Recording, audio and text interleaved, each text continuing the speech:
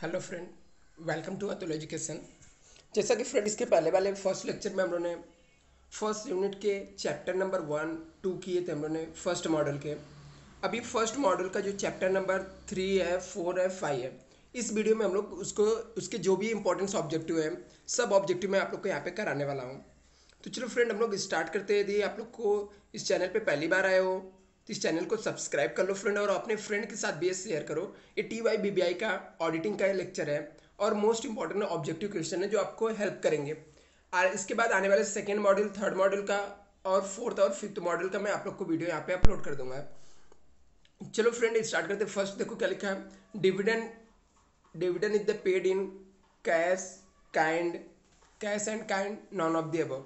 तो यहाँ पे तो राइट आंसर कैश दिया हुआ, बट कैश एंड काइंड भी हो सकता है, बट आपको कैश ही लिखना है।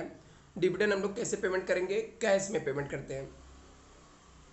Dividend is a vouched on the basis of, dividend को कैसे वाउच करते हैं, कौन से बेसिस पे वाउच करते हैं। बोर्ड के रेजुलेशन में डिविडेंड देने के लिए कैसे पास किया गया है, शेयर होल्डर का resolution, A articles of association में, या ऑल ऑफ दी अबव। तो आपको बता दूं फ्रेंड, राइट आंसर क्या है, ऑल ऑफ दी अबव। हम लोग डिविडेंड को वाउचर करते हैं तो सब चीज़ों को चेक करते हैं। Dividend is the paid after declaration, dividend declare करने के बाद कितने दिन के अंदर पेमेंट करना पड़ता है, तो 30 डे के अंदर, 30 दिन के अंदर आपको डिविडेंड पेमेंट करना पड़ता है। आगे नेक्स्ट आते हैं हम लोग यहाँ पे देखो क्या दिया है यहाँ पे, dividend can be paid out of profit after depreciation, after before depreciation, before tax, या आफ्टर टैक्स एंड डेप्रिसिएशन। तो आपका राइट ऑप्शन रहेगा dividend can be paid out of profit after tax and depreciation. Interim dividend में be paid by director. Interim dividend कौन payment कर सकता है, director payment करता है, क्योंकि डिक्लेयर भी कौन करता है, डायरेक्टर ही डिक्लेयर करता है। तो इंटेरियम डिविडेंड को पेड बाय डायरेक्टर होगा। Final dividend is paid on recommendation, on declaration, on A and B permission from the registrar. तो इसमें राइट दोनों है, या तो हम लोग रिकमेंडेशन से पेमेंट कर सकते हैं, ठीक है, ऑन रिकमेंडेशन से या ऑन डिक्लेरेशन से, दोनों में से किसी से भी हम लोग पेमेंट कर सकते हैं। आगे हम लोग आते हैं, dividend can be paid out of central reserve, general reserve, CRR, none of the above. तो हम लोग को interior dividend can be paid हम लोग क्या कर सकते हैं, जनरल रिजर्व में से हम लोग पेमेंट कर सकते हैं। तो dividend can be paid out of general reserve. Banking company have to transfer to reserve fund, ये मोस्ट इंपॉर्टेंट क्वेश्चन है फ्रेंड। बैंकिंग कंपनी कितना परसेंट ट्रांसफर करती है रिजर्व फंड में, तो 20%। इसका राइट आंसर क्या रहेगा, 20%। Bank company have to transfer to reserve fund 20%। Dividend declaration include the consideration of, dividend declaration के अंदर क्या क्या इंक्लूड रहता है, liquidity, existing gearing, earning trend, all of the above. तो इसका राइट ऑप्शन रहेगा dividend declaration include consideration, all of the above. और देखते हैं नेक्स्ट क्या दिया हुआ हम लोग को, imprisonment the director in case of the default of the payment of dividend. यदि डिविडेंड पेमेंट करने में जो भी डायरेक्टर है डिफॉल्ट पाया जाता है तो उसको कितने दिन की सजा हो सकती है। तो यहाँ पे आपको दिया हुआ है, कितने साल का दिया हुआ है, 2 ईयर्स की सजा हो सकती है। In case of default of the payment dividend company has to the simple interest, company ने यदि डिविडेंड पेमेंट करने में डिफॉल्ट पाई जाती है तो उसके ऊपर सिंपल इंटरेस्ट कितना चार्ज होगा, 18% चार्ज होगा। ये जो डेटा में आपको दिया हुआ है इसको आपको याद रखना है कि डायरेक्टर को डिफॉल्ट होता है तो कितने साल का सजा हो सकता है, 2 साल का। और सिंपल कंपनी को ऊपर इंटरेस्ट कितना चार्ज होगा यदि डिविडेंड पेमेंट करने में डिफॉल्ट पाया जाती है, तो सिंपल इंटरेस्ट 18% आपका रहेगा। नेक्स्ट पे आ जाते हैं हम लोग। इतना पूरा पढ़ने के बाद फ्रेंड आपका जो फर्स्ट मॉड्यूल है पूरा कंप्लीट हो जाएगा। तो यहाँ पे देखते हैं मल्टीपल चॉइस क्वेश्चन, यहाँ पे आपको वापस आ गया। Objective of the corporate reporting include information about the, corporate reporting के अंदर कौन कौन से इंफॉर्मेशन इंक्लूड रहते हैं। तो यहाँ पे देखो financial performance, foreign exchange, EVS। तो आपको मैं बता दूँ फ्रेंड कि जो objective of the corporate reporting include the information all of the above आ जाएगा। फाइनल रिपोर्ट मस्ट भी, फाइनल रिपोर्ट भी कैसा होना चाहिए, रिलीवेंट होना चाहिए, अंडरस्टैंडेबल रहना चाहिए, वेरीफाइबल रहना चाहिए, ऑल ऑफ द अबव, तो ऑल ऑफ द अबव रहना चाहिए। रिलेवेंट भी रहना चाहिए, वेरीफाइबल भी रहना चाहिए, और हम लोग को अंडरस्टैंडेबल रहना चाहिए। Annual report contain, annual report में क्या क्या इंक्लूड रहता है? Profit and loss, balance sheet, director report, all of the above. तो आपको क्या रहेगा? एनुअल रिपोर्ट्स के अंदर ऑल ऑफ द अबव रहेगा। आगे नेक्स्ट हम लोग आ जाते हैं।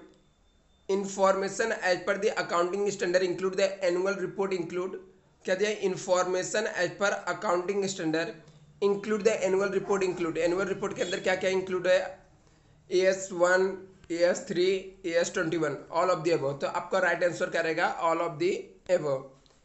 Extend reporting include, extend reporting के अंदर क्या क्या इंक्लूड होता है? चेयरमैन का speech, financial highlighting, value added statement, all of the above. तो यहाँ पे राइट आंसर क्या है? All of the above. Extended reporting include, extended report के अंदर क्या क्या इंक्लूड रहता है? Segment reporting, social reporting, HR accounting, all of the above. तो इसका राइट आंसर क्या है? एक्सटेंडेड रिपोर्टिंग के अंदर इंक्लूड रहता है, सब कुछ इंक्लूड रहता है।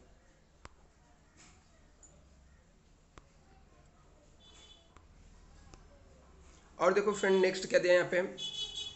सिग्निफिकेंस अकाउंटिंग पॉलिसी अबाउट, उसके अंदर सिग्निफिकेंस जो अकाउंटिंग पॉलिसी रहता है उसके अंदर क्या क्या है? Investment, inventory, research and development, all of the above. तो इसका राइट आंसर क्या है? ऑल ऑफ द अबव है। Significance accounting policy are about किसके रिलेटेड रहता है? रिटायरमेंट बेनिफिट के लिए रहता है, फॉरेन करेंसी ट्रांजेक्शन के लिए रहता है, बोरोइंग कॉस्ट के लिए रहता है, या ऑल ऑफ दी अबव, सबके लिए रहता है। तो इसका राइट आंसर क्या रहेगा? All of the above.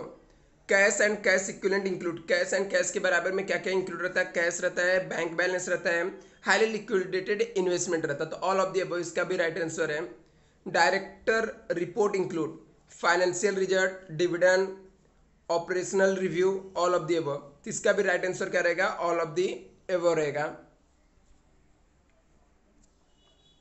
आगे अगर director reports include foreign exchange, public deposit, corporate governance, all of the above. तो इसका भी आंसर क्या है? ऑल ऑफ द अबव है। तो आप लोग ऑल ऑफ द अबव ऐसे मत पढ़ लेना, इसको समझ के पढ़ना, ठीक है? किसके अंदर क्या क्या आ रहा है? Management discussion and analysis deal with the performance, corporate finance, financial ratio, all of the above. तो इसका राइट ऑप्शन क्या आ जाएगा? ऑल ऑफ द अबव आ जाएगा। Management decision and analysis deal, बोलता है विथ मैनेजमेंट का डिस्कशन और एनालिसिस कैसे डील करता है? Risk management, human resource, internal control, all of the above. तो आपको रिस्क मैनेजमेंट पे भी करता है, ह्यूमन रिसोर्स पे भी करता है, इंटरनल कंट्रोल पे भी। तो इसका राइट आंसर क्या आ जाएगा? ऑल ऑफ द अबव आ जाएगा। आगे नेक्स्ट हम लोग को क्या लिखा है यहाँ पे? A report on corporate governance include information about the risk management, code of conduct, share holders, all of the above. तो इसका भी राइट आंसर क्या जाएगा? ऑल ऑफ द अबव आ जाएगा। Audit report give the information about, audit report किससे related information देता है आपको? तो इसका भी स्कोप से related, opinion, place of signature. तो इसका भी right answer all of the above ही है। अभी हम लोग आ जाते हैं फ्रेंड यहाँ पे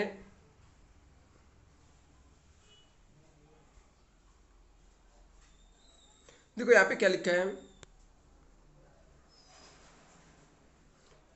scope of the audit communicate to the client, हम लोग को दिया है स्कोप क्या ऑडिट का, जो कम्युनिकेट करते हैं क्लाइंट से। तो यहाँ पे दिया आपको ऑडिट रिपोर्ट है, एंगेजमेंट लेटर है, रिप्रेजेंटेटिव लेटर है, एनुअल रिपोर्ट्स है। तो हम लोग ऑडिट से कम्युनिकेट कैसे करते हैं? एंगेजमेंट लेटर से करते हैं। The audit has to give the statement fact under section 227 on less payable, ठीक है? किससे रिलेटेड देता है? लेस पेबल से रिलेटेड देता है। The date of the audit report should be not be, कैसा रहता है? Date of annual general meeting, date of approval accounts, both A and B. तो आपको date of the audit report कैसा रहेगा? Date of the approval of the accounts के लिए रहेगा। The client change the method of the depreciation in disclose it a note, it has the immaterial effect on the current financial statement, which opinion should be auditor express? तो unqualified opinion क्या करेगा? Express करेगा auditor. Under कारोस 2016 auditor not required to the report, arrears of preference dividend क्या दिया, कारो 2016 के अंदर में जो ऑडिटर रहता है एरियस ऑफ प्रेफरेंस डिविडेंड को डिस्क्लोज करने की जरूरत नहीं है। आगे देखो क्या लिखा है, auditor report is given prescribe format as per section 143 company act 2013 के हिसाब से। A good report must be, एक अच्छा रिपोर्ट कैसे हो सकता है, फैक्चुअल हो सकता है, कन्वीनियंस हो सकता है, अनबायस्ड हो सकता है, ऑल ऑफ दी एबव। तो इसका राइट आंसर क्या रहेगा, ऑल ऑफ दी एबव रहेगा। आगे आपको दिया है